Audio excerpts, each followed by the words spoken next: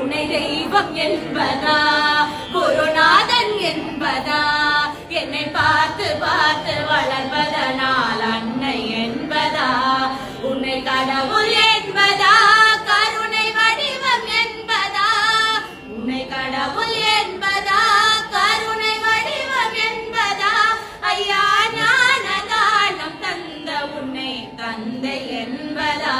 ஐயா ஞான தானம் தந்த உன்னை தந்தை என்பதா